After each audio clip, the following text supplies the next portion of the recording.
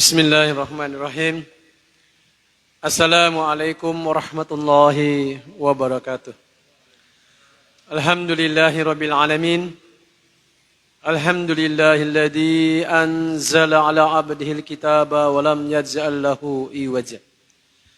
Qayyiman liyunzira ba'san syadida min ladunhu wa yubashshiral mu'minina alladhina ya'maluna shalihat anna lahum ajran hasanah.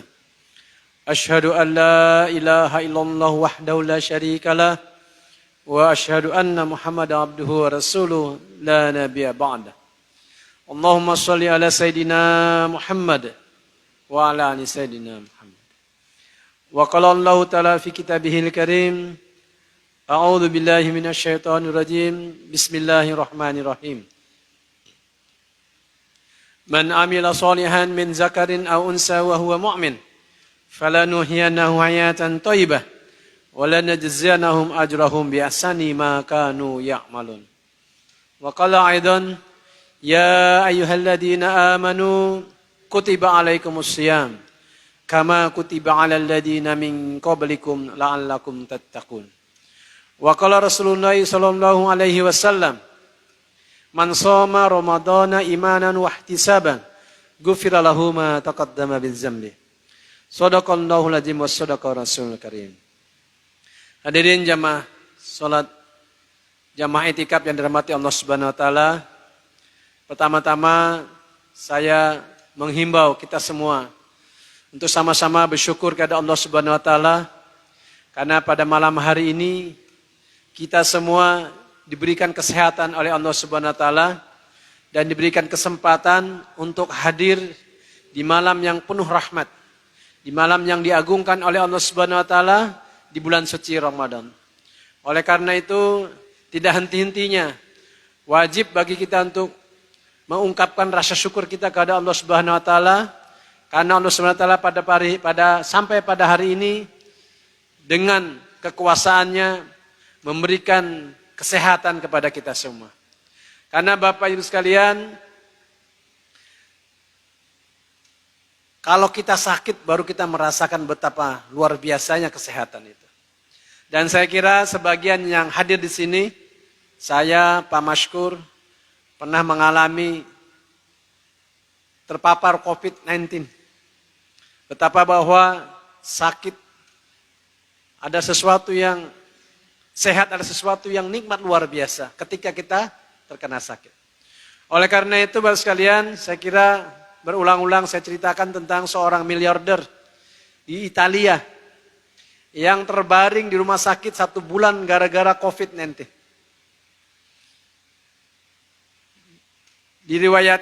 Diceritakan beliau itu kalau mau beli pesawat, hari ini beli pesawat bisa beli pesawat.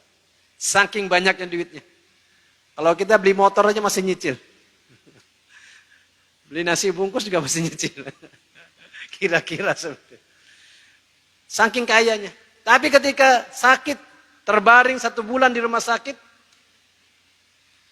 beliau mengatakan andaikan ada yang ingin menukar sakitnya ini dengan kekayaannya, dia siap menukar dengan separuh kekayaannya. Luar biasa. Betapa sehat itu, nikmat yang besar. Oleh karena itu sekalian, ada saatnya kita sakit. Kita juga bersyukur. Karena dengan sakit itu kita tahu bahwa sehat itu menjadi sesuatu yang luar biasa. Alhamdulillah, saya baru tiba tadi malam itikaf di Masjid Sunda Kelapa, Jakarta. Yang hadir lebih 1.000 orang. Mana 2 lantai di bawah lantai. Pulang tadi langsung acara ceramah buka puasa. Saya bisa hadir karena diberikan kesehatan oleh Allah SWT. Alhamdulillah. Dan saya yakin juga Bapak Ibu semua yang hadir dalam kesempatan ini diberikan kesehatan oleh Allah SWT. Yang kedua Bapak Ibu sekalian, kita semua yang hadir di sini diberikan kesempatan oleh Allah SWT untuk hadir dalam kesempatan ini.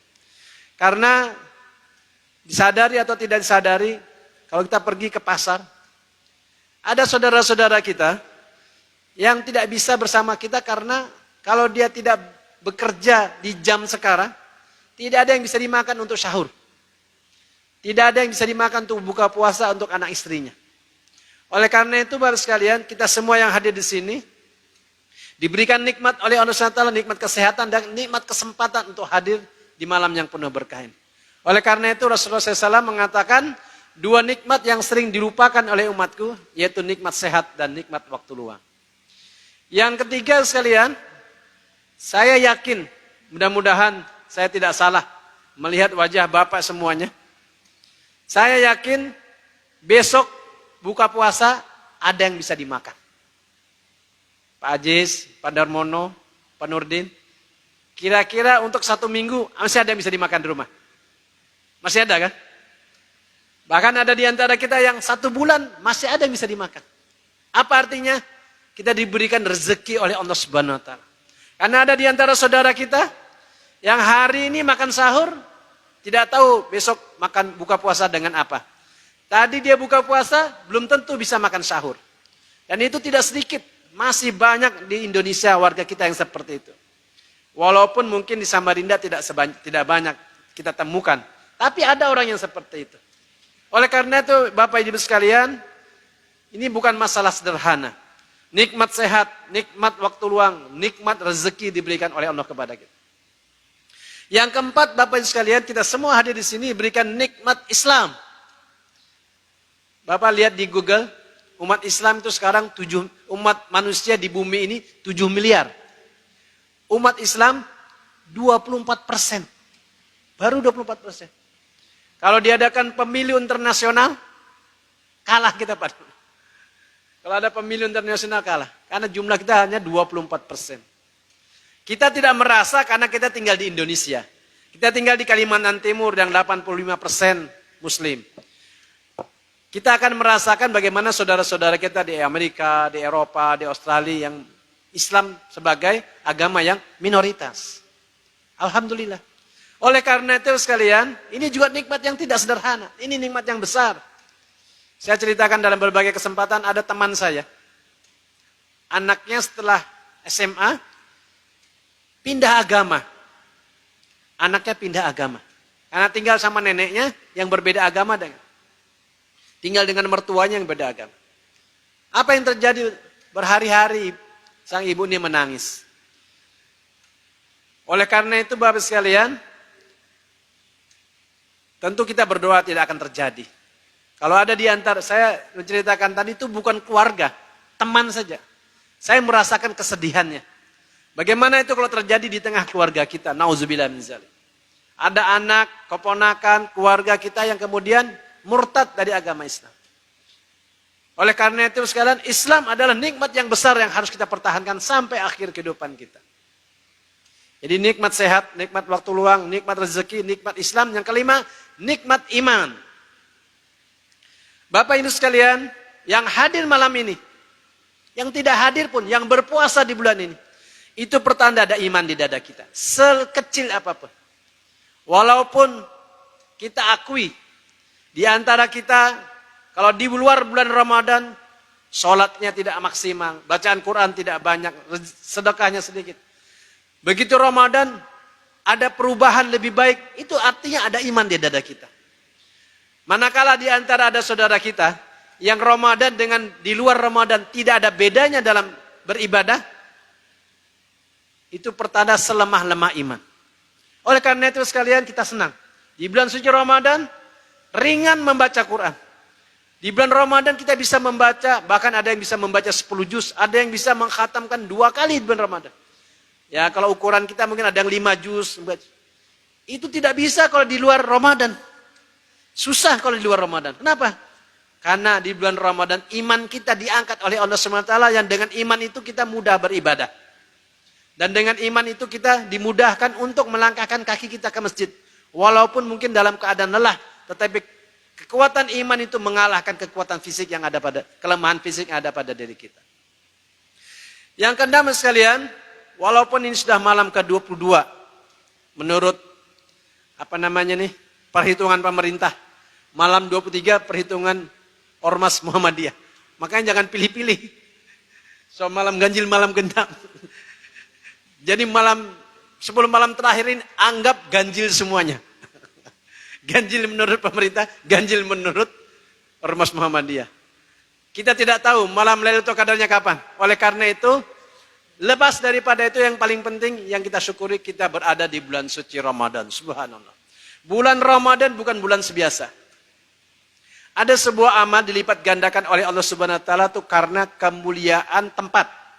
Syaraful makan. Contohnya adalah Mekah, Madinah dan Palestina.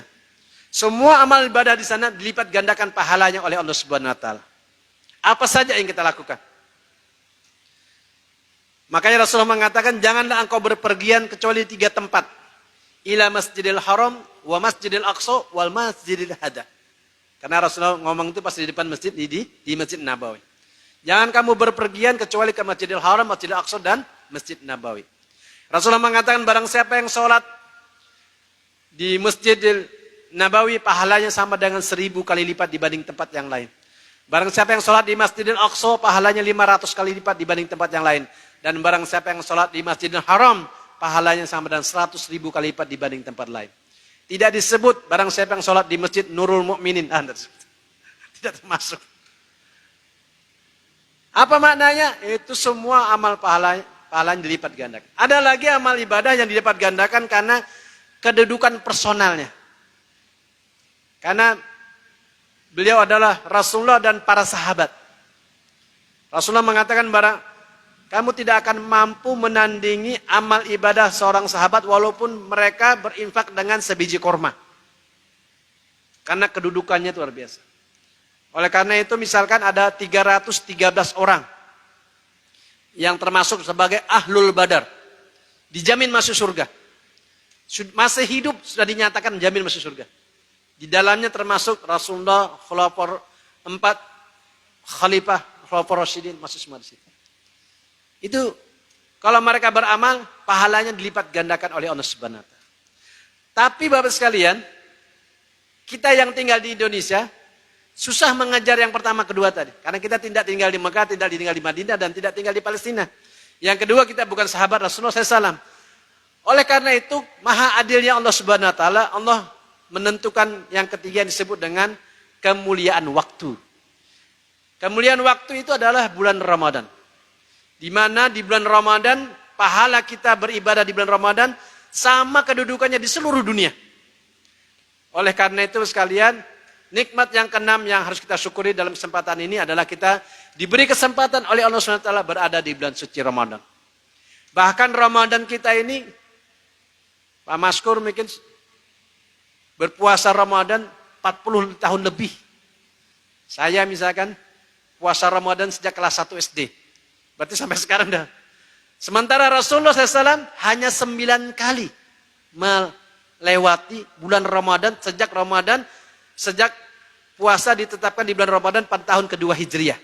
Tahun kedua Hijriah sampai kemudian tahun ke-10 Hijriah Rasulullah wafat, Rasulullah hanya mendapati 9 kali Ramadan. Tentu kualitas Ramadan Rasulullah yang 9 kali itu dibandingkan dengan kita tidak ada apa-apanya. Tetapi yang paling penting sekalian, kita bersyukur karena kita setelah sekian tahun diberikan kesempatan terus oleh Allah SWT berada di bulan suci Ramadan. Oleh karena itu Bapak sekalian, janganlah kita menyia-nyiakan bulan suci Ramadan, di mana bulan Ramadan ini diberikan oleh Allah SWT dengan maha adilnya kepada seluruh umat di dunia, agar kita mendapatkan kesempatan untuk mendapatkan rahmat, barakah dan maghfirah dari Allah Subhanahu wa taala. Ini pengantar.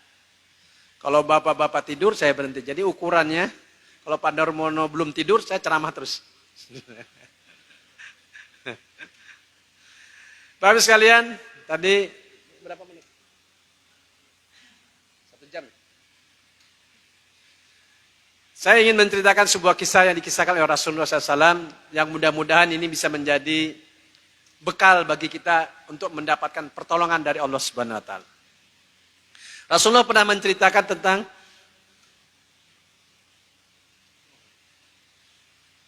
ada bau asap, bukan kebakaran.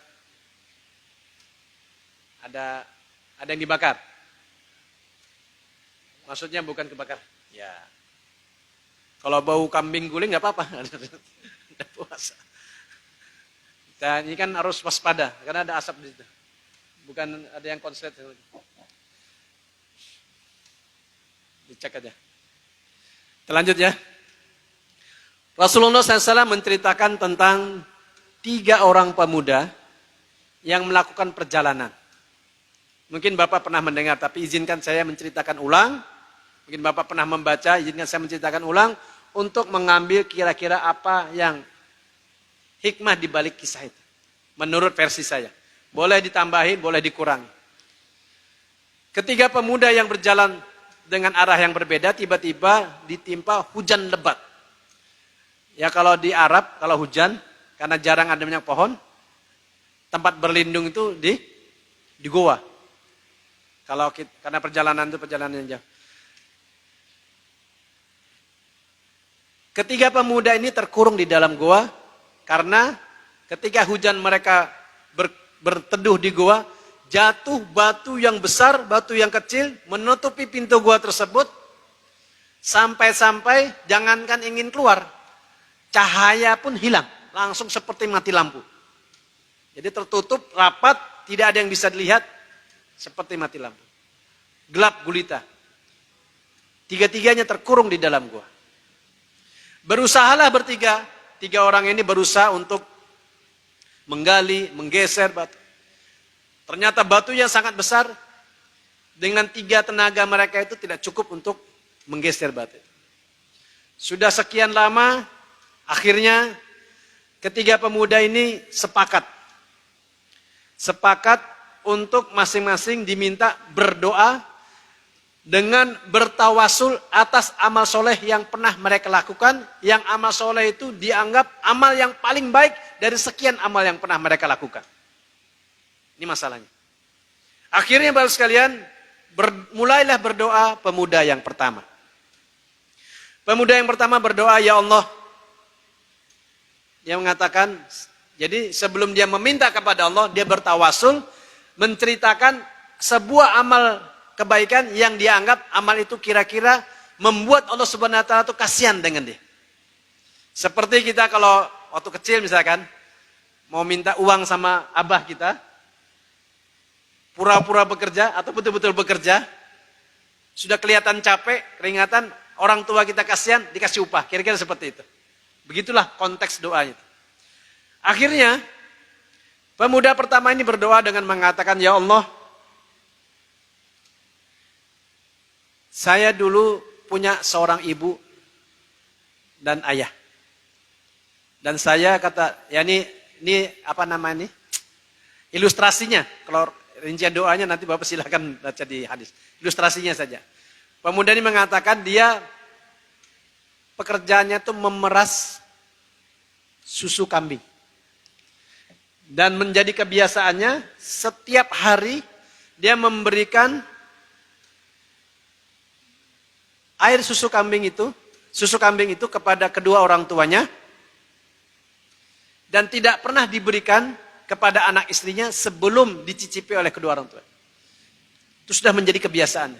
Jadi setiap hari pulang, sebagian dijual, sebagian untuk keluarganya, dan tidak pernah diberikan kepada anak istrinya sebelum dicicipi oleh orang tuanya. Suatu ketika, pemuda ini pulang karena kemalaman, ayah dan ibunya sudah tertidur. Dia tidak tega membangunkan orang tuanya, sementara anak istrinya minta air susu tadi. Sang anak ini tidak pernah mau memberikan air susu itu sebelum dicicipi. Walaupun anak istrinya menangis, disimpan sebelum dicicipi oleh orang tua. Esok paginya setelah ayah ibunya bangun, barulah dicicipi oleh kedua orang tuanya, sisanya baru diberikan kepada anak dan istrinya. Pemuda tadi mengawali doa dengan kisah tadi, walaupun dia tahu Allah Maha tahu tentang perjalanan hidupnya, karena semua diketahui Allah, dia hanya ingin menegaskan bahwa inilah di antara amal soleh yang luar biasa yang dia lakukan sepanjang hidupnya. Pemuda tadi mengatakan, ya Allah, apa yang saya lakukan itu ikhlas semata-mata untuk mencari keridhaan-Mu. Dan jika Engkau melihat itu sebagai amal soleh yang membuat kami pantas untuk mendapatkan pertolongan-Mu, maka tolonglah kami keluar dari pintu gua. Kira-kira seperti itu inti doanya. Selesai berdoa pemuda pertama ini, mereka bertiga sepakat mendorong batu yang besar itu. Dengan izin Allah Subhanahu wa taala, batunya bergeser. Bergeser, belum terbuka.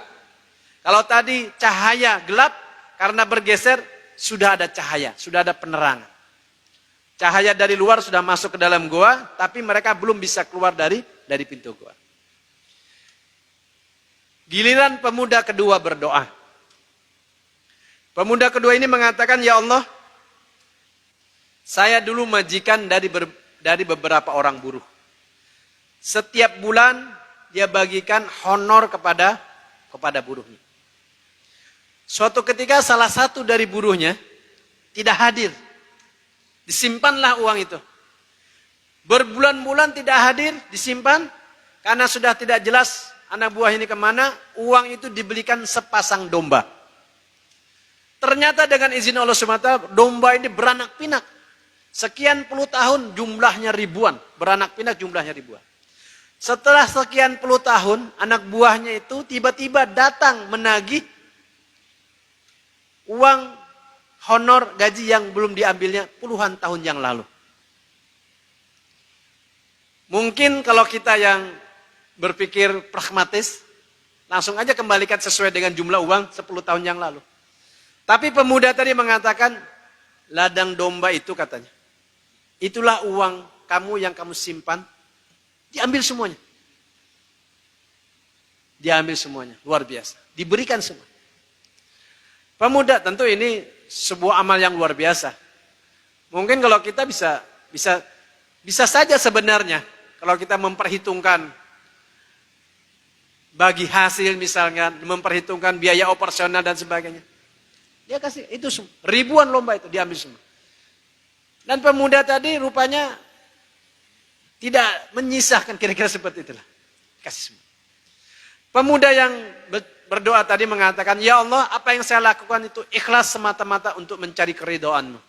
Dan jika Engkau anggap itu sebuah amal soleh yang membuat kami pantas untuk mendapatkan pertolongan dari-Mu, maka tolonglah kami keluar dari pintu gua ini.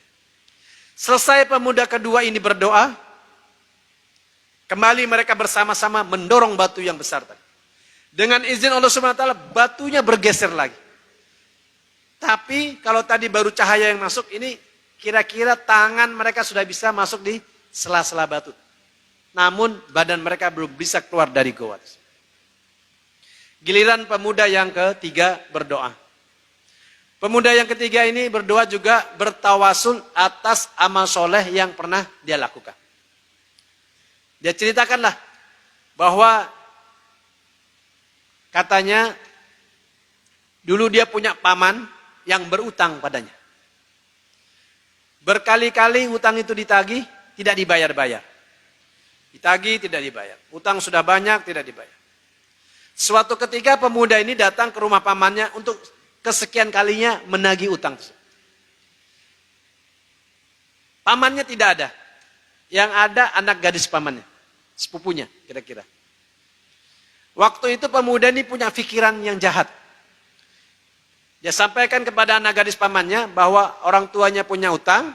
Dan dia katakan, saya akan anggap lunas utang orang tuamu dengan syarat layani dia berhubungan sebagaimana suami istri. Atau dengan kata lain berzina.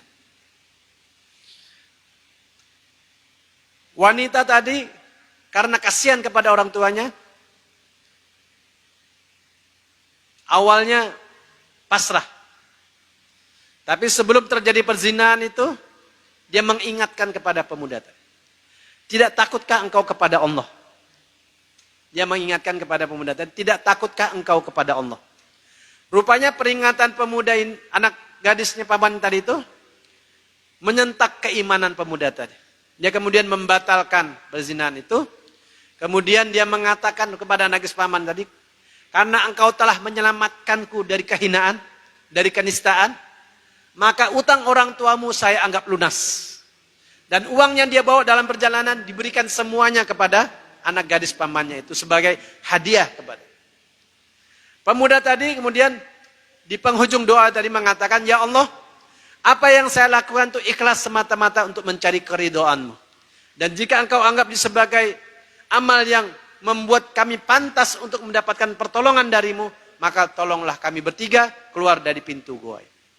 Selesai pemuda ketiga ini berdoa, mereka sama-sama mendorong pintu itu, dan dengan izin Allah Subhanahu wa taala batu bergeser, ketiga pemuda ini akhirnya selamat keluar dari gua yang mengurung mereka.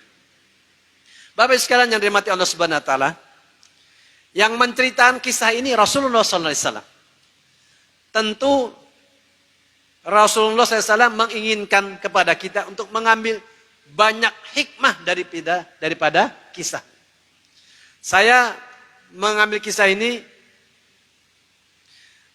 dengan sebuah kata kunci adalah syarat, atau dengan hikmah dari kisah ini kata kuncinya adalah syarat-syarat datangnya pertolongan Allah Subhanahu wa taala. Atau hal-hal yang membuat kita mendapatkan pertolongan dari Allah Subhanahu wa taala. Ini ada beberapa hal, nanti kita selesaikan setelah 1 jam. Yang pertama sekalian, mereka yang akan mendapatkan pertolongan dari Allah Subhanahu wa taala itu adalah mereka yang beramal dengan tulus dan ikhlas. Apa yang dilakukan oleh 3 pemuda tadi, sebenarnya tidak pernah ada yang tahu. Tapi dia ungkapkan dalam doa itu, dan ini diceritakan oleh Rasulullah SAW, betapa bahwa yang dilakukan oleh 3 pemuda itu adalah amal yang dilandasi dengan ketulusan dan keikhlasan. Oleh karena itu Bapak sekalian, siapapun kita, apapun pekerjaan kita, apapun status sosial kita, yang ingin selamat dalam hidup kita, marilah kita bekerja dengan tulus dan ikhlas. Oleh karena itu Bapak sekalian, ketulusan dan keikhlasan ini bukan sesuatu yang sederhana. Ketulusan dan keikhlasan ini adalah sesuatu yang harus dilatih. Sesuatu yang harus terus diasah. Sesuatu yang harus terus ditumbuh kembangkan. Karena keikhlasan itu sangat beririsan dengan keimanan. Kalau Rasulullah mengatakan al-imanu yazidu wa yanqus, iman itu bisa bertambah dan bisa berkurang, maka ketulusan dan keikhlasan juga demikian. Bisa bertambah, bisa berkurang. Dan yang membuat kita dekat dengan Allah Subhanahu wa taala itu adalah kalau kita bekerja dengan tulus dan ikhlas, yang dengan demikian maka Allah Subhanahu wa taala akan memberikan pertolongan kepada kita. Oleh karena itu Bapak Ibu sekalian, Rasulullah SAW pernah bersabda, Allah menciptakan bumi. Bumi itu berguncang. Maka kemudian Allah ciptakan gunung, membuat bumi itu menjadi tenang. Malaikat bertanya kepada Allah, ya Allah, adakah yang lebih kuat daripada gunung? Ada, kata Allah, yaitu besi. Malaikat bertanya lagi, adakah yang lebih kuat daripada besi? Ada, kata Allah, yaitu api. Logika kita sederhana, api bisa meluluhkan besi. Malaikat bertanya lagi kepada Allah, adakah yang lebih kuat daripada api? Ada, kata Allah, yaitu air. Saya baca hadis ini waktu SMA, Pak Maskur. Dalam pikiran saya, maksudnya air kuat daripada api itu, air bisa memadamkan api. Ternyata tidak seperti itu. Karena Bapak bisa lihat sekarang di YouTube, ada gunung Merapi di dalam lautan. Karena panasnya di atas 1000 derajat. Ada yang sampai 2000, 3000, 5000 derajat. Sehingga tidak pernah mati api di dalam air, di dalam lautan, Masya Allah. Saya baru sadar ketika sama Pak Maskur ya, kita ke Aceh itu. Ketika tahun 2004, kita membawa bantuan tsunami ke Aceh. Ternyata separuh kota Aceh itu hancur karena tsunami. Itulah maknanya bahwa air lebih kuat dari api. Belum pernah ada kebakaran yang menghanguskan separuh kota. Tapi air bisa menghancurkan separuh kota. Saya lanjutkan. Malaikat bertanya lagi kepada Allah, adakah yang lebih kuat daripada air? Ada, kata Allah, yaitu angin. Maka di dalam Al-Quran nanti diceritakan, menjelang hari kiamat nanti akan ada badai angin yang tidak hanya menembangkan kita seperti aneh-aneh, tapi gunung pun tercabut. Begitu dahsyatnya. Gunung tercabut. Begitu dahsyatnya angin itu. Malaikat bertanya kepada Allah, adakah yang lebih kuat daripada air? Ada, kata Allah, yaitu angin. Malaikat bertanya lagi kepada Allah, adakah yang lebih kuat daripada angin? Ada, kata Allah, yaitu orang yang bersedekah dengan tangan kanannya tapi tangan kirinya tidak melihat. Yaitu orang yang ikhlas. Oleh karena itu Dr. Yusuf Qaradawi dalam kitabnya Al-Ikhlas mengatakan berdasarkan hadis ini bahwa orang yang tulus dan ikhlas itu akan mendapatkan 2 kekuatan sekaligus. Kekuatan material dan kekuatan spiritual. Oleh karena itu kita akan menemukan banyak orang yang kelihatannya bekerja tidak pernah kenal lelah. Banyak orang yang berjuang kelihatannya mengorbankan seluruh jiwa raganya seperti pahlawan-pahlawan kita dahulu. Apa yang membuat mereka bisa bertahan? Ketulusan dan keikhlasan. Ada orang yang beribadah, saya sering ketemu dengan orang-orang yang sering ke masjid. Sholat 5 waktu di masjid puluhan tahun. Puluhan tahun. Apa yang membuat mereka bisa bertahan? Ketulusan dan keikhlasan. Kita bisa melaksanakan saum Ramadan, i'tikaf tiap tahun. Apa yang membuat kita bisa bertahan? Ketulusan dan keikhlasan. Oleh karena itu sekalian, ketulusan dan keikhlasan ini sesuatu yang sangat luar biasa. Dan dengan ketulusan dan keikhlasan itulah, maka Allah SWT berkenan memberikan pertolongan kepada kita. Ini yang pertama, hikmah dari kisah tadi. Yang kedua sekalian, orang yang akan mendapat pertolongan itu adalah mereka yang beramal dengan dawam. Beramal terus menerus. Ini kita ambil dari hikmah kisah pemuda yang pertama yang setiap hari memberi air susu kepada ayah ibunya. Yang dia lakukan itu tiap hari. Amal yang dawam. Oleh karena itu Rasulullah SAW mengatakan Allah Subhanahu wa taala itu menyukai amal anak Adam itu walaupun sedikit tetapi dawam. Kira-kira begitu terjemahannya. Oleh karena itu sekalian dalam konteks amal ubudiyah, dalam konteks ibadah mahdoh, seharusnya kita punya amal yang kita lakukan terus menerus sampai akhir kehidupan kita.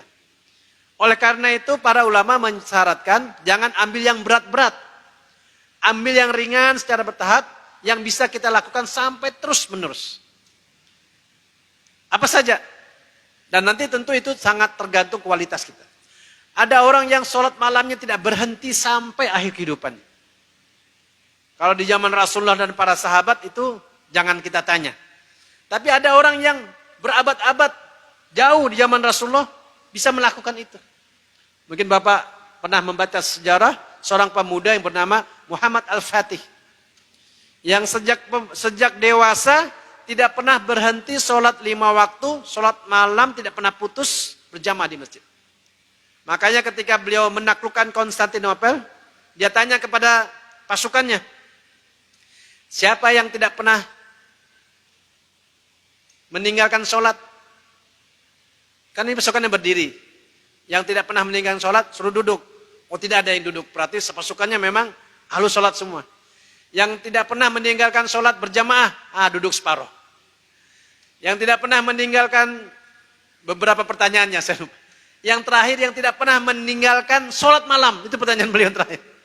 Ketika beliau tanya kepada pasukannya siapa yang tidak pernah meninggalkan sholat malam duduk. Semuanya duduk kecuali beliau yang tidak duduk. Luar biasa. Ini pemuda lahir 8 abad setelah Rasulullah wafat. Dan kedatangannya sudah disebut oleh Rasulullah SAW. Rasulullah mengatakan Konstantinopel akan ditaklukkan. Dan sebaik-baik pasukan adalah yang menaklukkannya. Dan sebaik-baik panglima adalah yang memimpin pasukan itu. 23 Mei 1453, seorang pemuda yang bernama Muhammad bin Murad pada usia yang 21 tahun menaklukkan Konstantinopel, ibu kota Bizantium Timur, ibu kota Romawi Timur.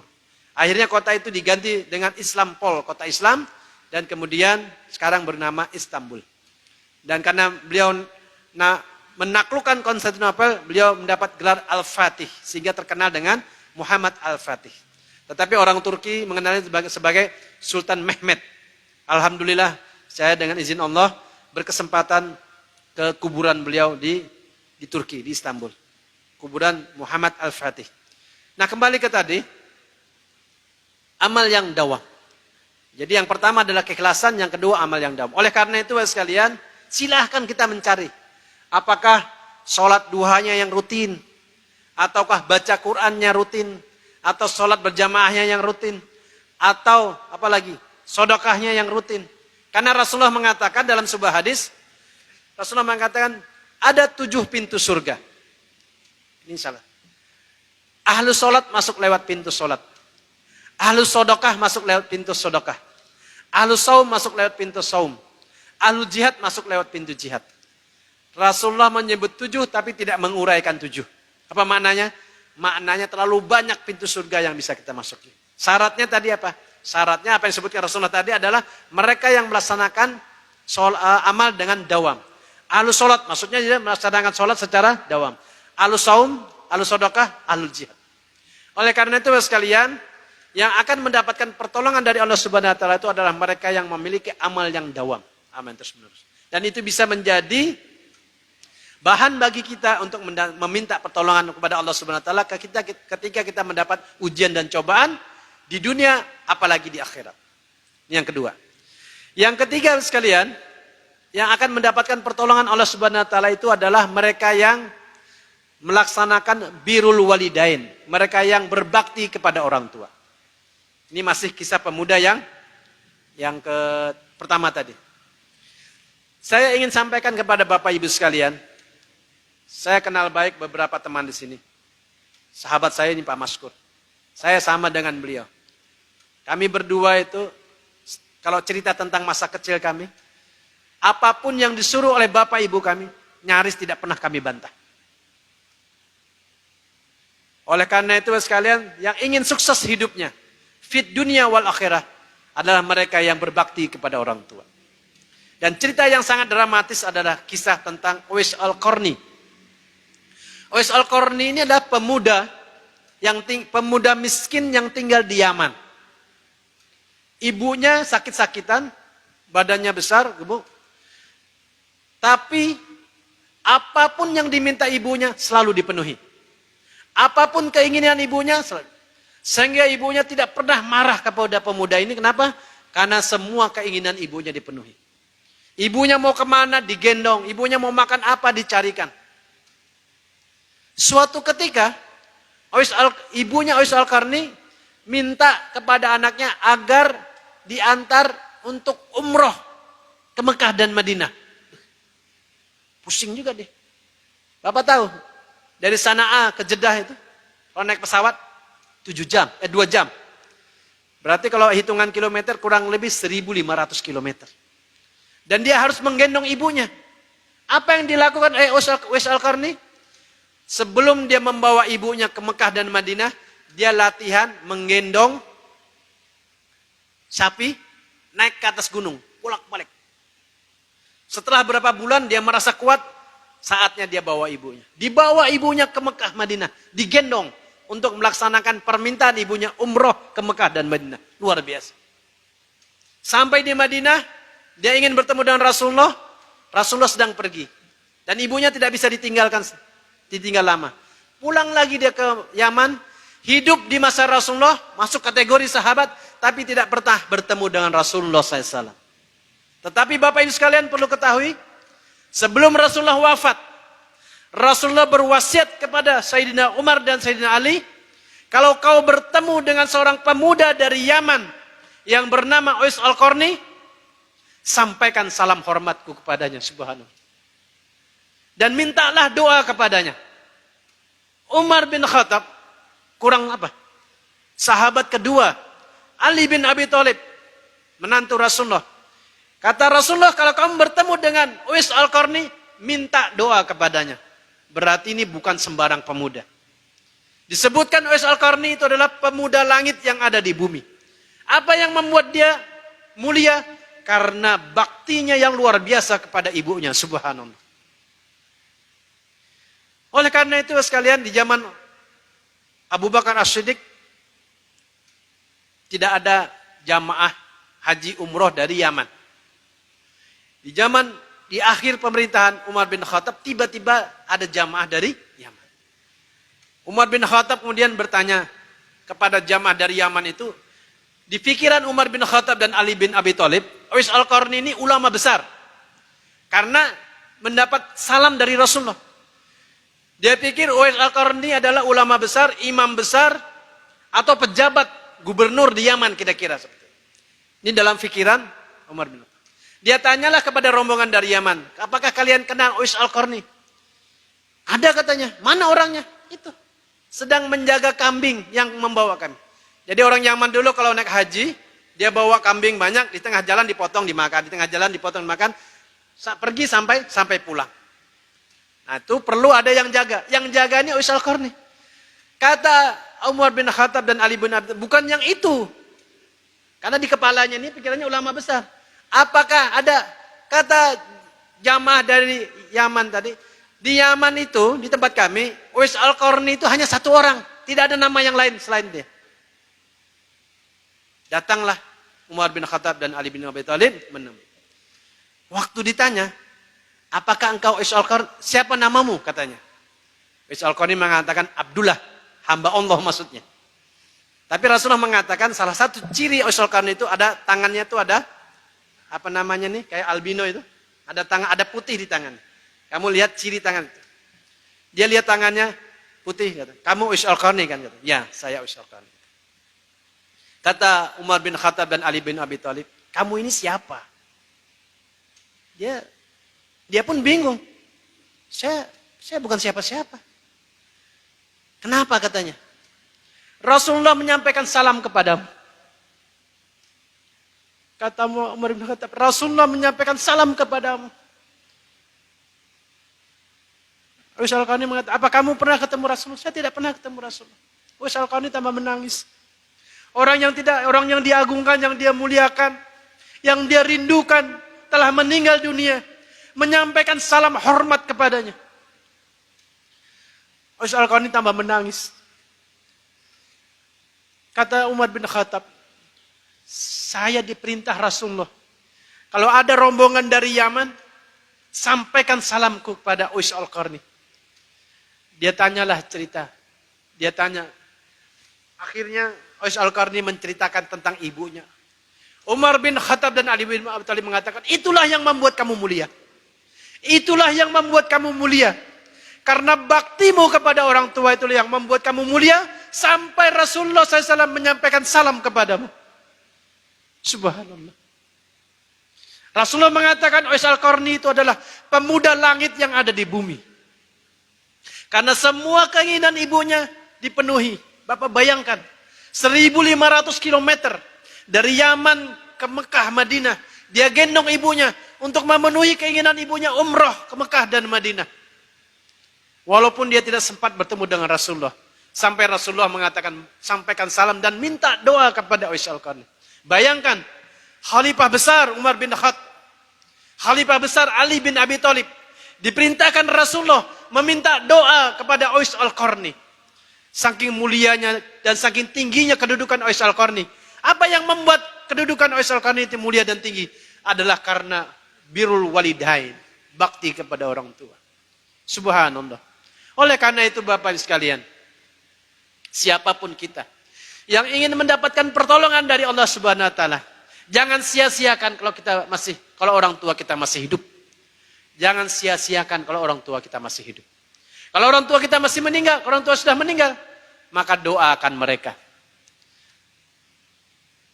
Kalau orang tua kita meninggal, doakan mereka, jalankan wasiatnya, teruskan kebiasaan baiknya, jalin hubungan dengan kerabatnya. Jadi Bapak Ibu sekalian, saya membiasakan diri, kalau kita bertemu dengan kenalan orang tua kita, kenalkan. Pak, bapak saya namanya Masud Japar. Saya anaknya Masud Japar. Oh, mereka akan cerita. Biasanya kalau kita ceritakan ada orang meninggal, jarang orang menceritakan keburukan. Yang diceritakan itu kebaikannya. Ketika orang yang kita ajak cerita, menceritakan kebaikannya, itu menjadi tambahan pahala bagi orang tua kita. Jadi oleh karena itu kalau bapak kita meninggal, pertama jalankan wasiatnya, doakan terus menerus. Yang ketiga meneruskan kebaikan, kebiasaan baiknya misalkan gini. Dulu orang tua saya setiap Ramadan bagi-bagi kurma, itu teruskan kebiasaan. Kemudian beramal dengan niat khusus untuk diberikan kepada orang tua kita. Sebenarnya diniatkan atau tidak diniatkan, seluruh kebaikan kita pahalanya diberikan kepada orang tua kita. Itulah makasih sayangnya Allah. Sementara seluruh keburukan kita tidak diberikan dosanya kepada kedua orang tua kita. Oleh karena itu sekalian, yang ketiga tadi yang akan mendapatkan pertolongan Allah SWT adalah birrul walidain, berbakti kepada orang tua. Bapak Ibu sekalian yang dirahmati Allah Subhanahu wa taala, saya bertemu dengan banyak orang. Saya bertemu dengan ratusan orang yang sukses. Itu baru sukses tanda kutip di dunia. Ketika saya tanya, di antara yang membuat mereka sukses itu adalah bakti kepada orang tua. Oleh karena itu sekalian, ini bukan masalah sederhana. Ini masalah yang penting yang harus kita ingatkan kepada seluruh anak cucu kita. Agar mereka menjadi orang yang berbakti kepada orang tua. Kadang kita sedih. Ada anak yang mengusir orang tuanya. Ada anak yang memukul orang tuanya. Ada anak yang mengadukan orang tuanya ke pengadilan. Saya ceritakan kalau di Samarinda ada yang begitu. Kutempeleng orangnya. Orang tua yang jadi hakim ini juga bungul juga. Nggak usah disidangkan. Ketika ada usulan, selesaikan secara kekeluargaan, ya kan? Kenapa juga harus dibuat persidangan? Menyedihkan. Dan biasanya itu persoalannya adalah persoalan harta. Oleh karena itu Ali bin Abi Thalib mengatakan, kalau engkau bekali anakmu dengan harta, maka dia akan sibuk menjaga harta. Tapi kalau engkau bekali anakmu dengan ilmu, maka ilmulah yang akan menjaga anakmu. Saya ulangi dulu sekalian. Pertamanya, orang yang akan mendapatkan pertolongan Allah Subhanahu wa taala tadi dari kisah 3 pemuda yang terkurung di gua tadi. Yang pertama adalah ketulusan dan keikhlasan. Yang kedua adalah amal yang dawam. Yang ketiga adalah birrul walidain. Yang keempat kita ambil dari doa pemuda yang kedua. Yang keempat adalah mereka yang jujur dan amanah. Pemuda yang kedua tadi berdoa. Di awal doanya dia menceritakan tentang anak buahnya yang menagih utang yang puluhan tahun yang dititipkan kepadanya. Tapi dengan jujur dan amanah dia berikan seluruh ribuan domba itu kepada. Oleh karena itu sekalian, di antara orang yang akan mendapatkan pertolongan Allah Subhanahu wa taala adalah mereka yang jujur dan amanah dalam bekerja. Dan ini juga bukan masalah sederhana. Ini masalah yang harus kita latih, harus kita kondisikan dalam kehidupan kita. Jujur dan amanah. Yang kelima sekalian, waktunya sisa 15 menit. Yang kelima adalah kisah pemuda yang ketiga. Apa yang dia lakukan? Dia membatalkan rencana perzinahan. Tarkul maksiat. Dia menjauhi maksiat.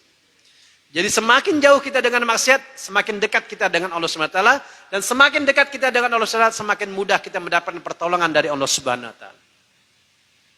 Oleh karena itu sekalian, di bulan suci Ramadan kita jujur saja.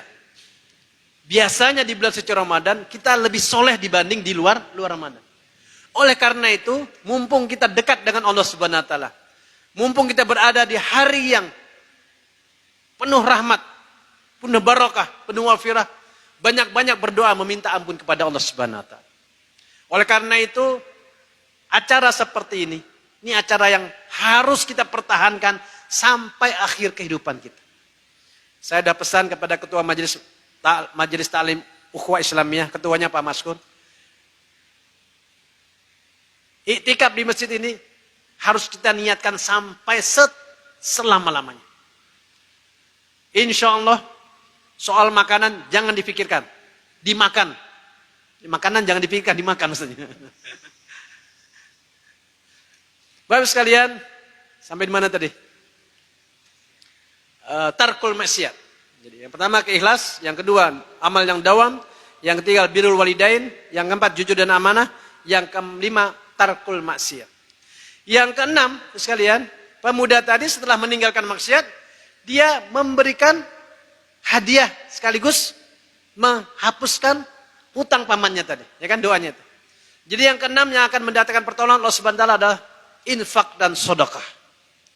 Oleh karena itu Bapak Ibu sekalian, kalau kita mencermati amal ibadah yang diperintahkan oleh Allah Subhanahu wa taala kepada kita, setiap amal ibadah yang wajib selalu diiringi dengan ibadah yang sunnah. Haji wajib bagi yang mampu, sunnahnya umroh. Zakat, sunnahnya infak dan sedekah. Salat wajib 17 rakaat, sunnahnya salat rawatib, salat puasa wajib 3 bulan Ramadan, sunnahnya puasa dan kemis.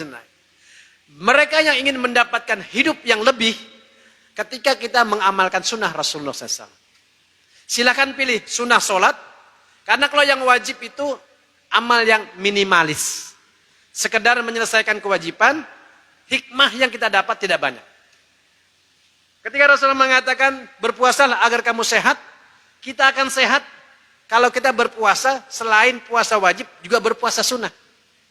Makanya kalau di bulan Ramadan kita sehat, tapi nanti 6 bulan setelah Ramadan sakit. Kenapa? Karena tidak pernah puasa lagi. Kira-kira seperti itu. Begitu juga ibadah-ibadah yang lain. Nah, khusus yang tadi ibadah, infak dan sedekah. Rasulullah mengatakan, pertama, tidak akan pernah miskin orang yang bersedekah. Rasulullah mengatakan barang siapa yang bersedekah di pagi hari akan ditolak bala sampai sore hari, dan barang siapa yang bersedekah sore hari akan ditolak bala sampai pagi hari. Dari hadis ini saya memahami, saya coba memahami, atau tambah satu lagi, Rasulullah mengatakan, dalam riwayat dikatakan, Rasulullah itu orang yang dermawan dan kedermawanannya lebih banyak ketika memasuki bulan suci Ramadan. Bahkan seakan-akan harta Rasulullah habis di bulan suci Ramadan. Oleh karena itu sekalian, memahami dari berbagai hadis tadi, saya memahami ternyata kiatnya berinfak dan sedekah itu harus bersedekah setiap hari. Ketika Rasulullah mengatakan barang siapa yang bersedekah pagi maka ditolak bala sampai sore, barang siapa bersedekah sore ditolak bala sampai pagi. Bahkan saya mendapat isyarat bersedekahnya itu pagi dan petang, siang dan malam. Oleh karena itu sekalian di bulan suci Ramadan saya menghimbau dan saya sudah lakukan berpuluh-tahun. Bersedekah itu siang dan malam. Siang itu pada saat kita sholat subuh, anggaplah itu siang. Malam pada saat tarawih. Karena para ulama mengatakan di bulan Ramadan itu pahala siang dan malam dan setiap harinya berbeda-beda. Begitu keutamaan Ramadan. Apalagi di 10 hari terakhir. Oleh karena itu kalau itikaf jangan lupa bawa duit. Kira-kira seperti itu. Berinfak. Mungkin ada orang kaya yang bisa mengongkosi makanan sahur ini selama 10 hari 10 malam. Banyak. Kalau Bapak mau cari saya mungkin hanya cukup cari satu orang cukup.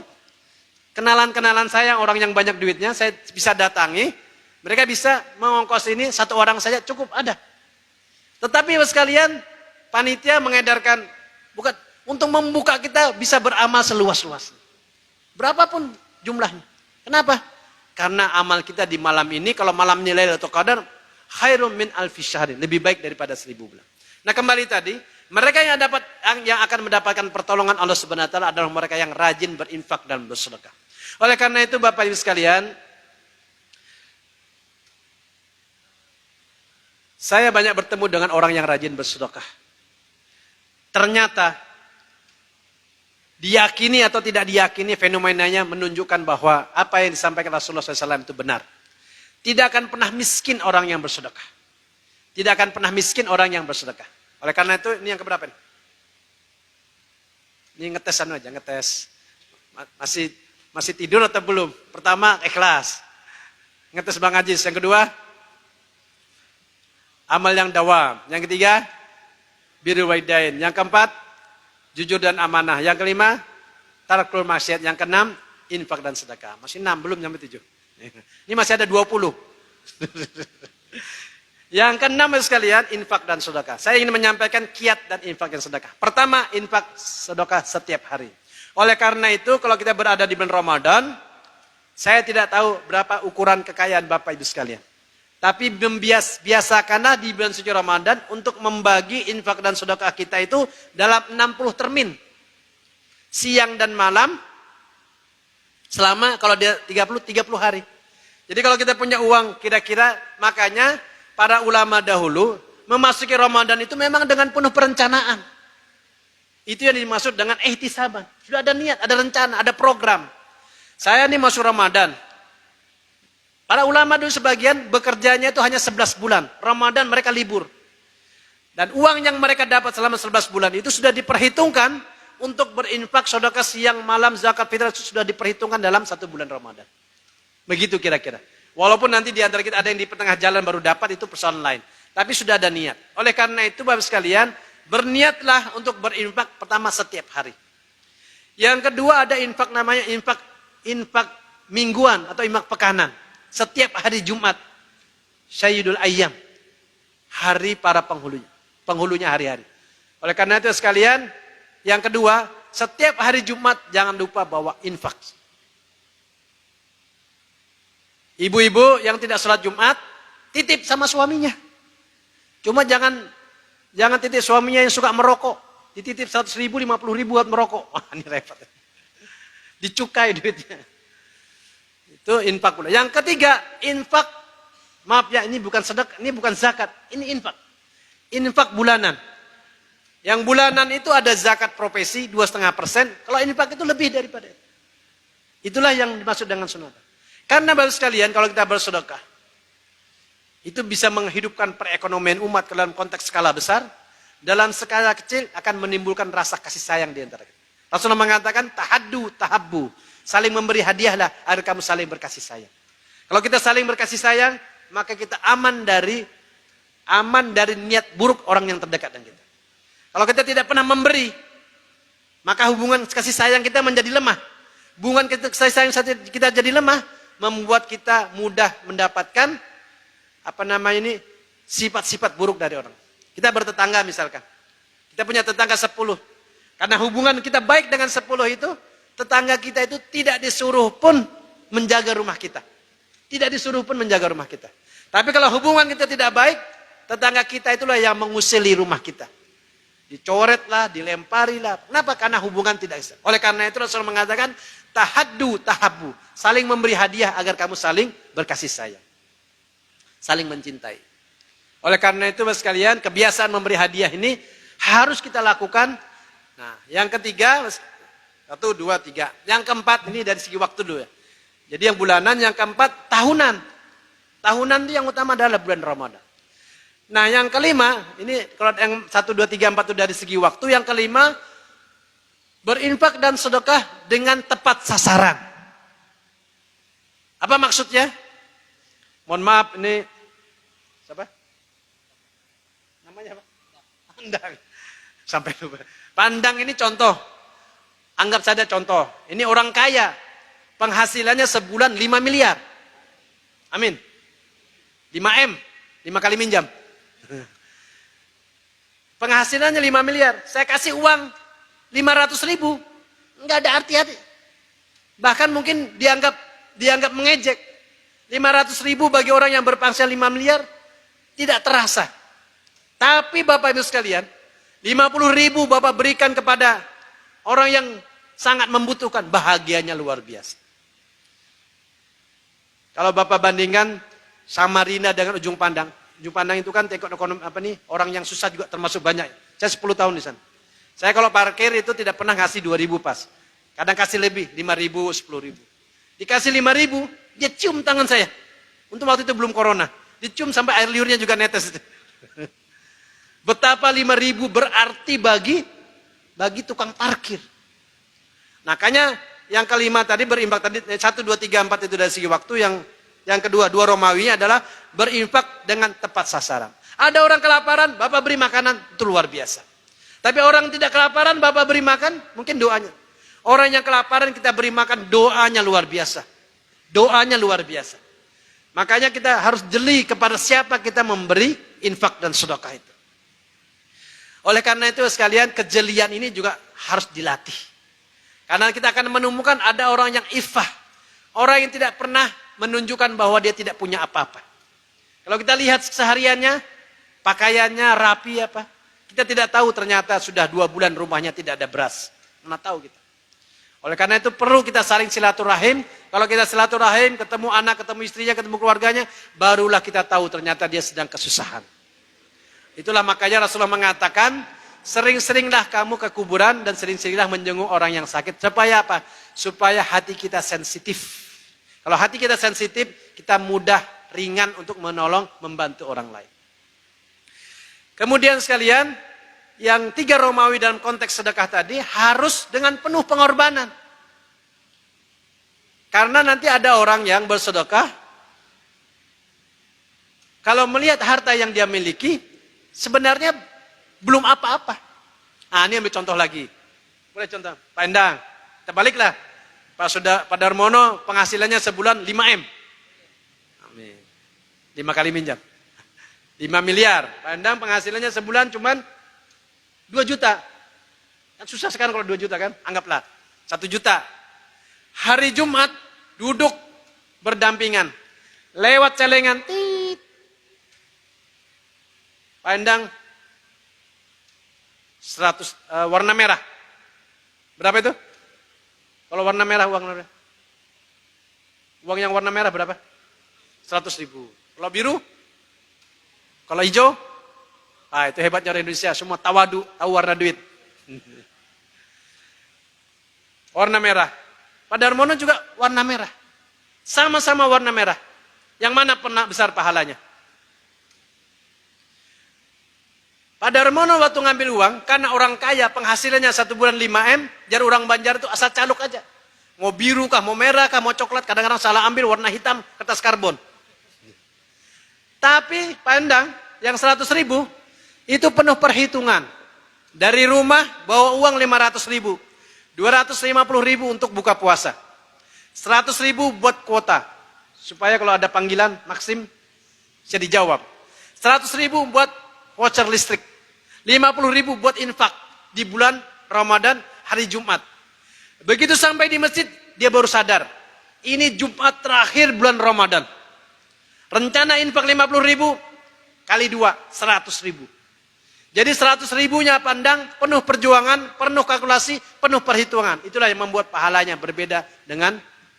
Makanya Rasulullah mengatakan amal anak Adam itu dinilai oleh Allah Subhanahu wa taala pada tingkat pengorbanan yang dia keluarkan. Sama-sama 100.000, nilainya beda. Hari ini kita sama-sama itikaf. Tapi yang datang pada hari ini tingkat pengorbanan yang berbeda-beda. Ada yang datang badannya masih segar, umur masih di bawah 30 tahun. Ada yang umurnya di atas 70 tahun, datang harus terpapa-papa datang ke sini demi itikaf. Pahalanya yang muda dan tua beda. Ada yang datang ke sini harus korban bensin, ada yang cuma jalan kaki. Ada yang masih sakit sebenarnya, tapi khawatir tidak ketemu tahun depan, itikaf juga walaupun masih sakit-sakit datang ke sini. Itulah Rasulullah mengatakan amal anak Adam dinilai oleh Allah Subhanahu wa taala pada tingkat pengorbanan yang dia keluarkan. Ada berapa, Jess? 6. Nah, ini ngetes saja. Yang ketujuh sekalian, kita hanya akan mendapatkan pertolongan Allah Subhanahu wa taala kalau kita rajin berdoa kepada Allah Subhanahu wa taala. Apa yang dilakukan oleh pemuda tadi? Berdoa. Tidak ada pilihan, tertutup di dalam goa seperti mati lampu. Itu lagunya Nasar. Seperti mati lampu, kenapa? Karena begitu batu di atas itu turun, langsung tertutup, mati lampu. Maksudnya cahaya tidak masuk. Tidak ada pilihan kecuali hanya berdoa. Dan orang yang berdoa itu pertanda ada iman di dadanya. Dia memiliki keyakinan bahwa dengan doa ini Allah Subhanahu wa taala mendengar jeritan hambanya. Oleh karena itu sekarang perteballah iman kita supaya kita semakin yakin bahwa di antara kehidupan kita ini yang penting yang tidak boleh kita lupakan adalah berdoa kepada Allah Subhanahu wa taala. Dan di bulan suci Ramadan kita diminta dengan doa yang khusus. Allahumma inna nas'aluka ridhaka wal jannah wa na'udzubika min syakhatika wan nar. Allahumma innaka afun karim tuhibbul afwa fa'fu anna. Itu doa yang harus sering kita lantun. Yang terakhir sekalian, waktunya sudah lewat. 1 jam. Yang ke-8 adalah dari kisah 3 pemuda yang terkurung di dalam gua tadi, mereka berdoa dengan menyampaikan amal unggulan yang pernah mereka lakukan dalam hidup. Yang ke-8 sekalian, kita semua harus punya amal unggulan, dan kalau kita lihat dari kisah 3 pemuda tadi, amal unggulannya itu dalam konteks hablum minan nas. Dalam konteks hablum minan nas. Oleh karena itu, tentu kita tidak batasi dua-duanya. Kita harus punya amal unggulan dalam konteks hablum minallah dan dalam konteks hablum minan nas. Kenapa? Andaikan kita salah satu, mohon maaf, cobalah kita merenung malam ini. Andaikan kita salah satu di antara pemuda yang terkurung di dalam goa itu, kira-kira kisah amal soleh apa yang ingin kita ceritakan dan kita sampaikan kepada Allah Subhanahu wa taala? Kira-kira ada enggak amal soleh yang kita ceritakan yang membuat kira-kira Allah Subhanahu wa taala kasihan? Oh, luar biasa. Hambaku ini luar biasa. Dia berkorban, mengorbankan dirinya, mengorbankan hartanya untuk membantu orang lain. Kalau ada, alhamdulillah. Kalau cuma satu, tambah lebih dari satu. Itu kalau masih di dunia. Kalau di akhirat bagaimana? Tidak ada yang bisa kita persembahkan.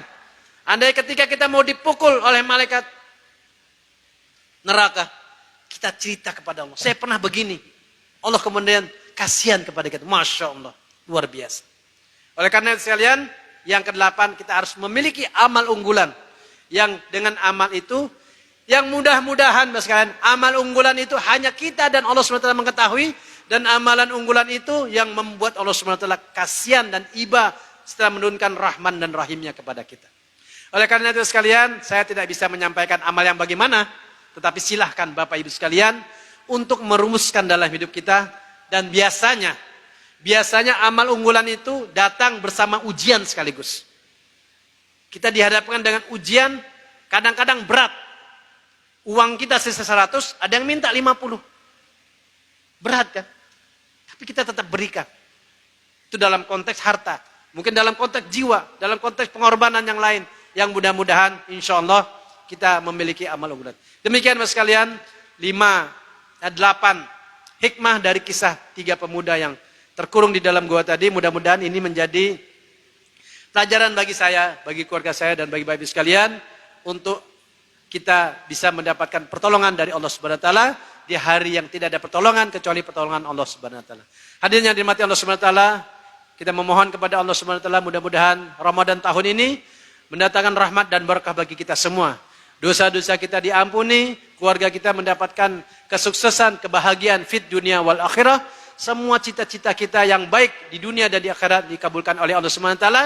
Dan pada hari ini kita berkumpul di masjid ini, semoga Allah Subhanahu wa taala berkenan dengan rahman dan rahimnya, dengan rahmatnya mengumpulkan kita di surga bersama Rasulullah sallallahu alaihi wasallam. Hadanallahu wa iyyakum ajmain. Wassalamualaikum warahmatullahi wabarakatuh. Waalaikumsalam.